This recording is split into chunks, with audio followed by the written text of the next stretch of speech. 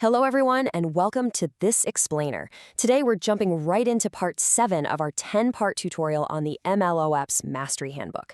This comprehensive guide comes to us from Virtualization Options LLC, which is a Colorado-based technology research, education, and advisory organization.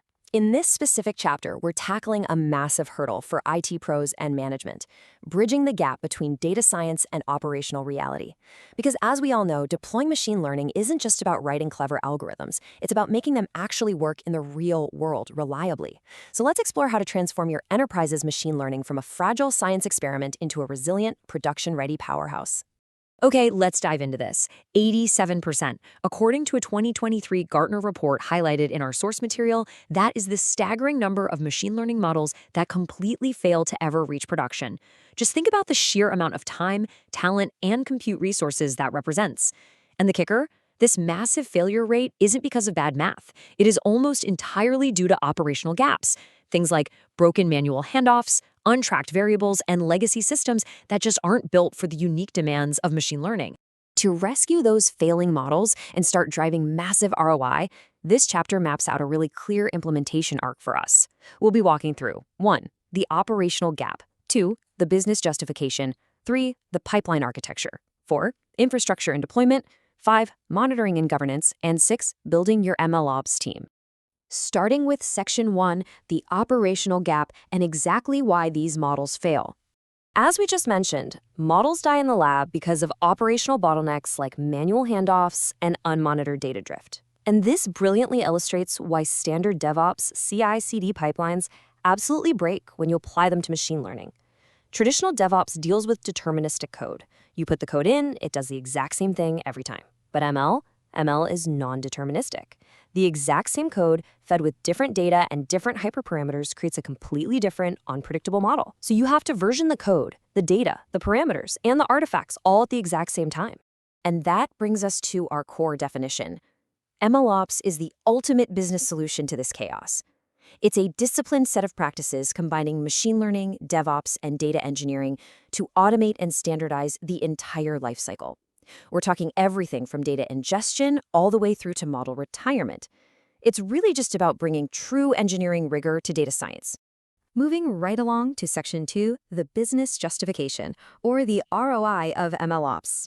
Look, for IT management, adopting any new framework comes down to the bottom line. So first up, a mature MLOps practice reduces your model deployment cycle time by 60 to 70%. You're getting actionable intelligence into your apps in a third of the time it used to take. Second, your incident response times for model failures are cut exactly in half. When a model goes off the rails because real-world data changed, you're detecting and resolving it 50% faster. And finally, by utilizing shared feature stores and model registries, enterprises are seeing a 5x higher model reuse rate across projects. You literally stop reinventing the wheel and start scaling the assets you already have. That is a hard business case to argue with. Let's move to Section 3, the pipeline architecture, and see how this builds out under the hood. To actually realize all that business value we just talked about, this is the core MLOps component chain you need. Step 1, experiment tracking to log every variable. Step 2, the feature store, your centralized data hub. Step 3, the model registry, which is your catalog of finished models. Step 4, serving infrastructure. And Step 5, monitoring. By connecting these steps into an automated pipeline, you completely eliminate those slow, error-prone manual handoffs between your data science and engineering teams. Naturally, you need an orchestration engine to run that pipeline, and the landscape is full of great platform options.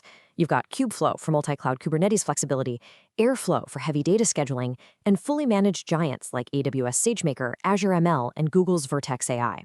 But honestly, whichever you choose, the golden rule from the handbook is this. Each stage of your pipeline must be independently testable. If a model fails an accuracy gate, that pipeline has to halt automatically so silent degradation doesn't sneak into production. That takes us to Section 4, infrastructure and deployment, and getting these models into production. Reaching production requires a rock-solid infrastructure foundation, and our source text points to Kubernetes as the ultimate multi-cloud MLOps base. But here is the crucial point for deployment updates. Whether you're using a blue/green strategy where you flip traffic instantly, or a canary deployment where you just route 5 to 10% of traffic to test the waters, things can still break. So every deployment strategy must support a one-command rollback to a previous version. And for critical models, your SLA for that rollback has to be under 5 minutes. No exceptions. Pivoting now to Section 5, Monitoring and Governance, which is all about mitigating risk.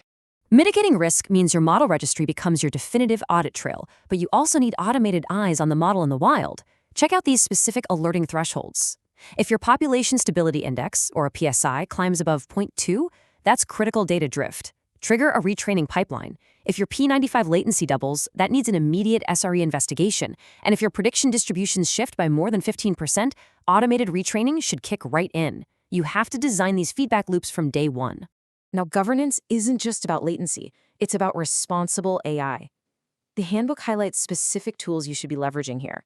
SageMaker Clarify and the open-source FairLearn library are fantastic for detecting bias and enforcing fairness constraints. Azure Responsible AI is great for deep error analysis, and differential privacy helps with data masking. Having this level of data lineage and fairness tracking is absolutely critical for when regulators come knocking. Finally, we reach Section 6, Building Your MLOs Team, and the roadmap to actually get this done. Because tools and infrastructure are pretty much useless without an organizational roadmap, right? For the IT leaders watching, here is your 3-phase journey. Months 0 to 6, you're moving off manual scripts, centralizing training, and establishing that vital model registry. Months 6 to 18, you automate your CI/CD pipelines and monitoring. And by months 18 to 36, you reach the holy grail, a self-service platform supporting dozens of models with less than 2 full-time ops engineers needed to manage the overhead. Getting to that self-service stage requires a massive core business strategy decision. Do you build or buy? Buying into managed platforms like SageMaker or Azure ML gives you incredible speed to value and a lower operational burden, but higher unit costs at scale. On the flip side, building with open source like Kubeflow or MLflow gives you that multi-cloud portability and custom flexibility, but demands a much higher initial engineering investment upfront. Now, what's really interesting about this next slide is how you measure the success of whichever path you choose. If you've got a centralized ML platform team of 5 to 10 engineers, these are the concrete KPIs they need to be hitting. Weekly deployment frequency, spotting degradation in under 24 hours, keeping model reuse over 30%, keeping training to production lead times under 5 days, and driving that expensive GPU utilization above 70%. But to actually hit those numbers, you really need to heed this warning straight from the source text. Proliferation of tools is the #1 cause of MLOps technical debt. You've got to be decisive here. Choose one orchestrator, one tracker, and one serving framework. Enforce that standardization, because this is a cultural shift where your data scientists need to start taking ownership of model quality in production. Which leads us to a final, pretty crucial question for your current organizational setup. Are your highly paid data scientists actually building transformative models, or are they stuck in the mud managing infrastructure and handoffs? The MLOps framework we've covered today in Chapter 7 is the key to freeing them up. So what are you waiting for? Start building your self-service MLOps platform, get those models out of the lab, and start delivering some real value. Thanks for joining us for this explainer. We'll see you in the next one.